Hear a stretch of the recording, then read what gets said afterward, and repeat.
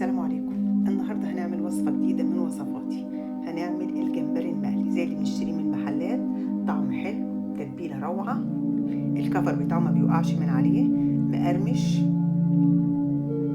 حجم الجمبرية ما شاء الله كبير متضاعف. شايفين اللون بتاعه وسامعين الصوت بتاع القرمشة.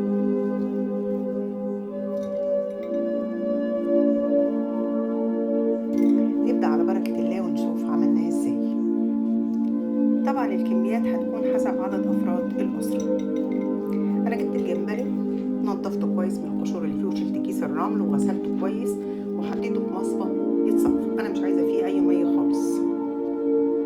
شوف المكونات اللي عندنا. عند الجمبري استخدمت 5 فصوص ثوم، واحدة من الفلفل، شطة أو عادي حسب الرغبة، وكزبرة ناشفة معلقة صغيرة كزبرة ناشفة، كمون، فلفل أسود وملح. كمان استخدمت عصير ليمون ومعلقة من اللبن. معلقة اللبن دي علشان لو في أي زفارة في السمك بتشيلها نهائي. هجيب الكبة أو الخلاط وهفضي فيه كل المكونات بتاعت التتبيلة وهفرمهم كويس قوي. عايزاهم يتفرموا فرم ناعم.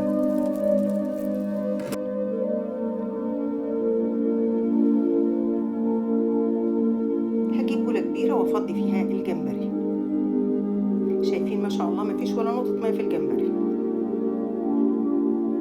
هفضي التتبيلة على الجمبري وهقلبها كويس قوي مع الجمبري عشان يشرب من الطعم بتاعها ويتبل كويس.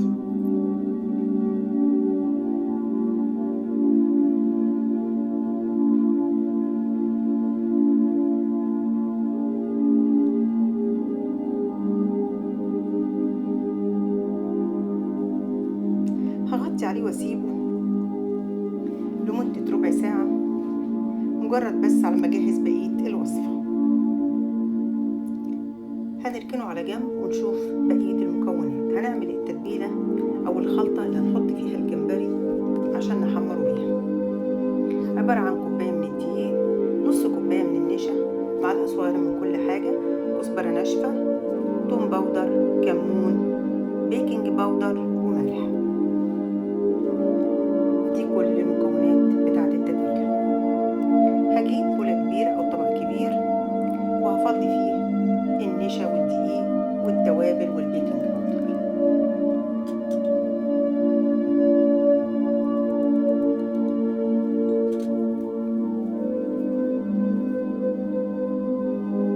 وكمان هنضيف معلقة من الكركم بتديله لون حلو قوي.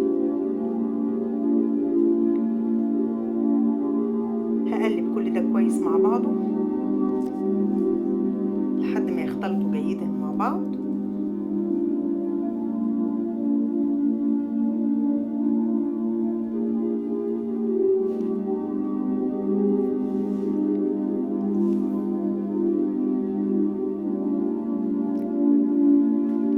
هضيف كوباية من المية، مية عادية خالص من الحنفية، وهقلب الخليط ده كويس قوي. انا عايزة عجينة يكون قوامها اتقل من عجينة الكريب شوية، وعايزاها تكون ناعمة وما يكونش فيها اي تكتلات نهائي.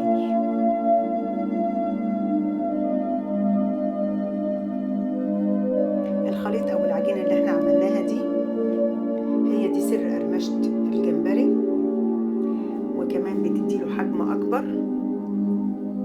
الجمبرية بتبقى ما شاء الله تخينة كده ومنفوشة، وكمان ما بتوقعش من على الجمبرية نهائي، لا في الزيت ولا بره الزيت. طعمها كمان حلو.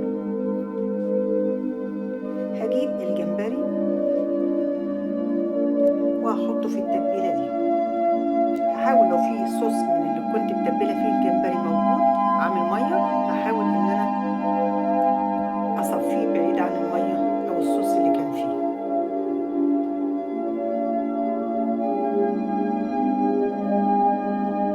عشان مش عايزة قوام العجينة اللي احنا عملناها دي يبقى خفيف، عايزاه يفضل تقيل زي ما هو.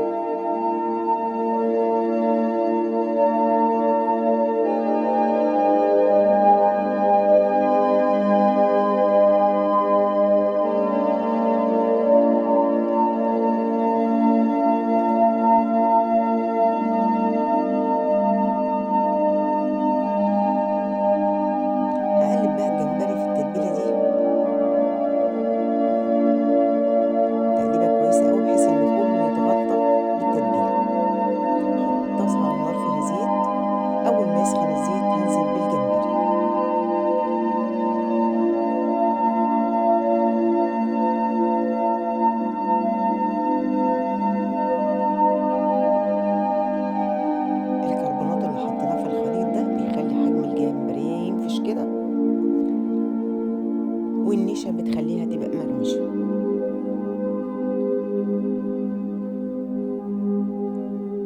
نحاول نحط بسرعة علشان ما يبقاش واحدة لون ولون، يبقى كله لون واحد.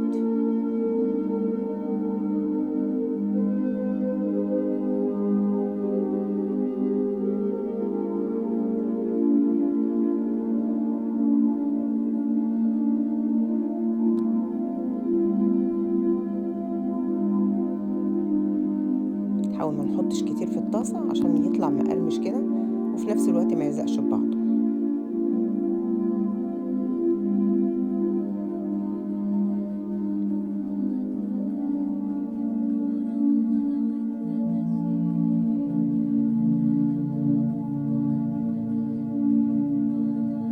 باستمرار نقلب كده عشان يبقى كله لون واحد.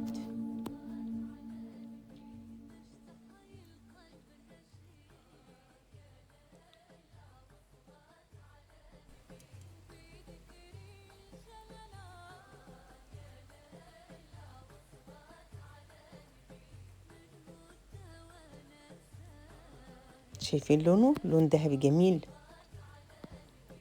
ما نحاولش نغمقه خالص لان الجمبري اصلا ما بياخدش نار. هستمر بقى واكمل كده لحد لما اخلص باقي الكمية اللي عندنا.